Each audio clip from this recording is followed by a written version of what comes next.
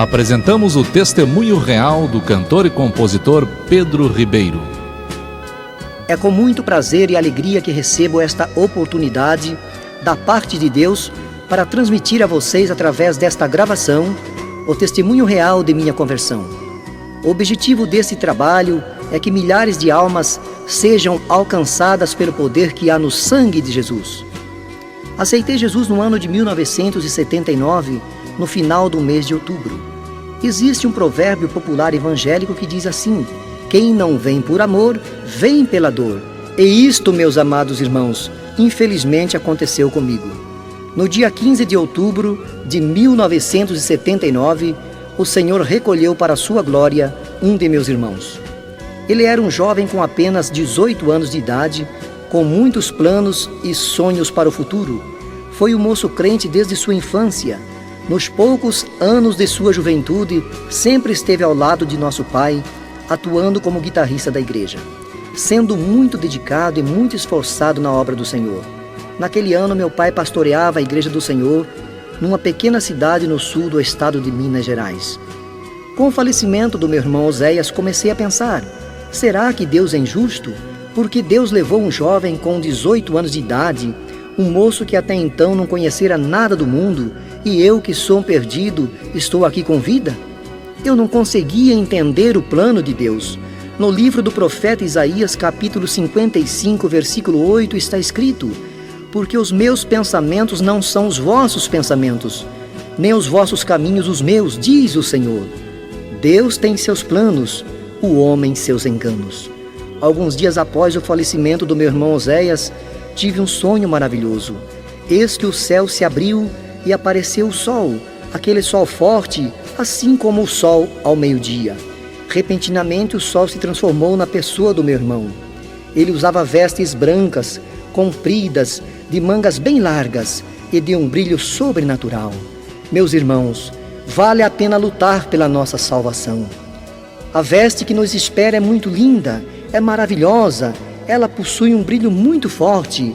Eu queria olhar com firmeza para a veste que ele usava, mas não podia, pois ela brilhava tanto, ela brilhava muito, emitia reflexos tão fortes que comparo assim como um espelho exposto ao sol. No livro de Apocalipse, capítulo 3, versículo 5, nos diz a palavra: que o que vencer será vestido de vestes brancas. Aleluia! Para o rosto dele pude olhar firme, estava sorrindo, não disse nada. Nos lábios, um sorriso de felicidade. Parecia querer dizer: olha, Pedro, estou muito feliz. Eu, que no momento não admitia, não aceitava ser da vontade de Deus a morte do meu irmão, mais tarde pude entender e compreender que tudo tem seu tempo certo, todas as coisas seu lugar. Neste mundo há tempo para tudo, não adianta se desesperar. Passado alguns dias, contei para minha mãe aquele sonho e ela chorou. Disse: estou chorando de alegria porque sei que ele está com Jesus. Tínhamos em casa uma caixinha de promessas, então minha mãe disse: tire um versículo, vamos ver o que o Senhor tem para nós. Ao tirar o versículo, saiu para nosso conforto: os justos resplandecerão como o sol no reino de seu Pai. São Mateus capítulo 13 e versículo 43. Com esta confirmação, o Senhor naquele momento começou a fazer uma grande obra na minha vida.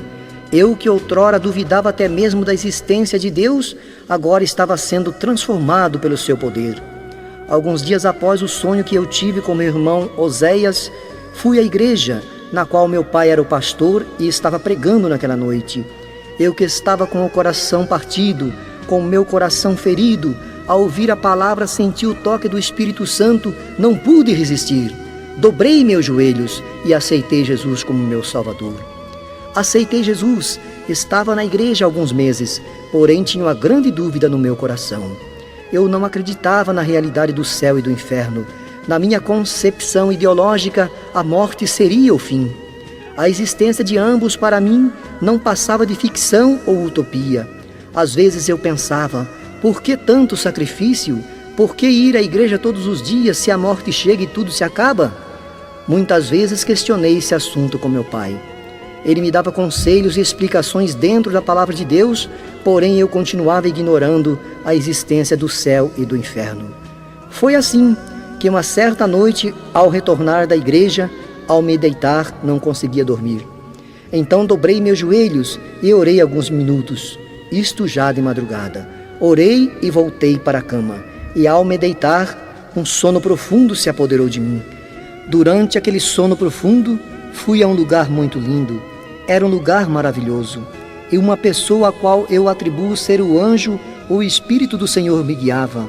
Eu procurava vê-lo, mas não podia, somente ouvia sua voz. No livro de Hebreus, capítulo 1 e versículo 14, está escrito: são todos eles espíritos ministradores, enviados para serviço a favor dos que hão de herdar a salvação. Quando avistei aquele lugar, foi como avistar um grande jardim. Era um jardim de grandes dimensões. No centro do grande jardim, uma rua de ouro o atravessava em toda a sua extensão. A rua era de um acabamento muito fino, era de ouro puro, ouro maciço reluzente. Era como uma avenida muito larga. A beleza era tanta que não há nada neste mundo que eu possa comparar a beleza e riqueza que eu pude contemplar. Pude contemplar algumas árvores. Eram árvores de pequeno porte, muito bem cuidadas, bem tratadas. Era como obra de jardineiro. No livro de Apocalipse, capítulo 2, versículo 7, a palavra nos diz assim: quem tem ouvidos, ouça o que o Espírito diz às igrejas. Ao que vencer, dar-lhe-ei a comer da árvore da vida que está no meio do paraíso de Deus. Caminhando pela rua de ouro, pude ouvir as pessoas ali rindo e conversando. Tudo ali é alegria, tudo ali é felicidade. Eu não via ninguém, apenas ouvia o grande júbilo daqueles que venceram este mundo. São estes os que foram fiéis a Deus, partiram com Cristo e estão descansando ali naquele grande jardim. Vou caminhando pela rua de ouro e o anjo do Senhor ao meu lado. Que coisa linda, meus irmãos, que rua de ouro maravilhosa, que rua de ouro incomparável. As mais lindas avenidas do mundo não poderei comparar a beleza da rua de ouro que nossos pés irão pisar um dia. Ainda caminhando pela rua de ouro, o anjo do Senhor disse para mim: aqui é o paraíso, o lugar onde estão aqueles que morreram salvos em Cristo.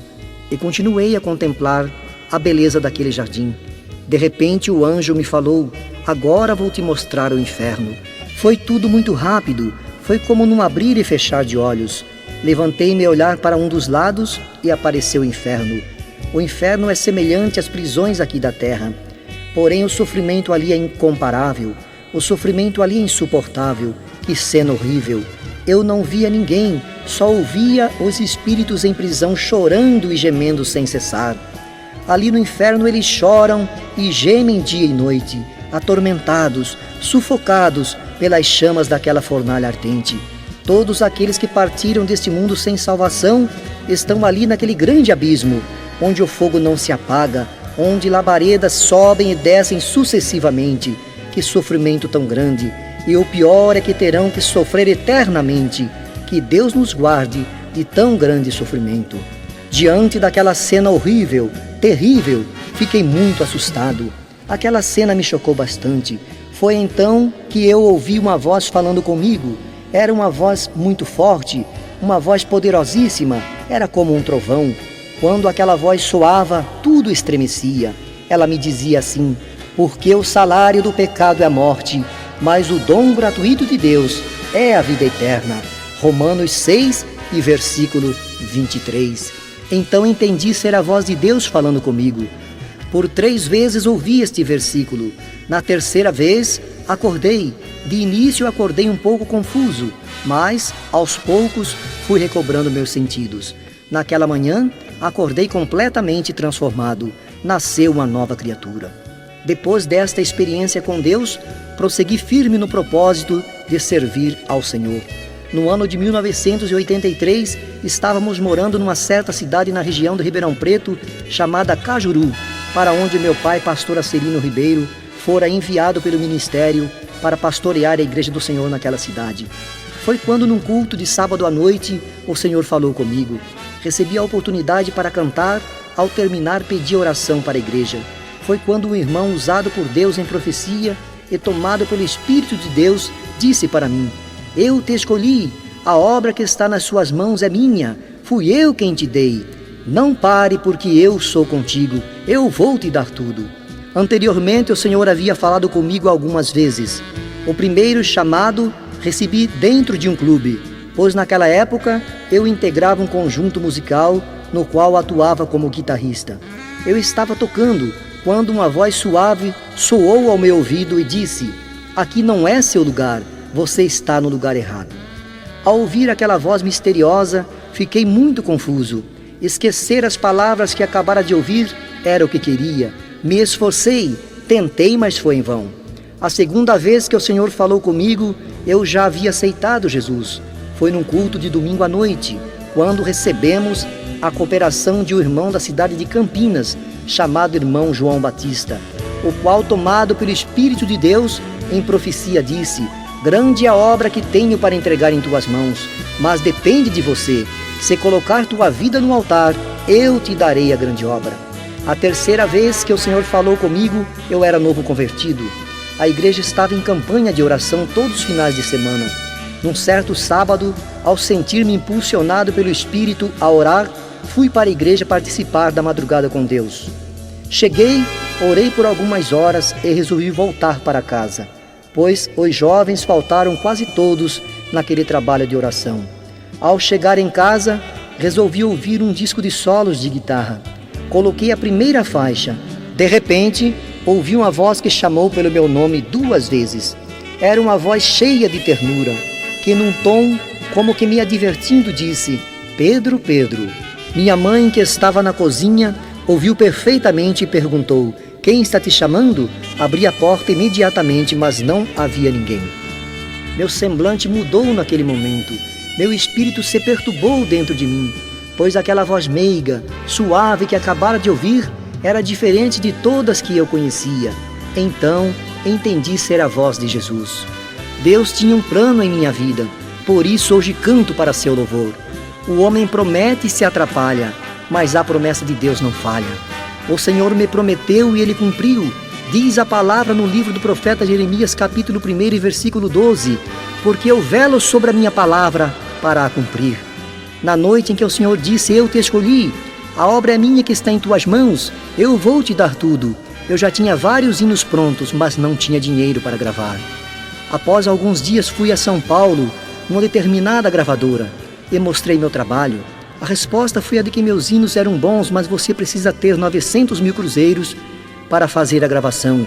Isto foi no ano de 1984.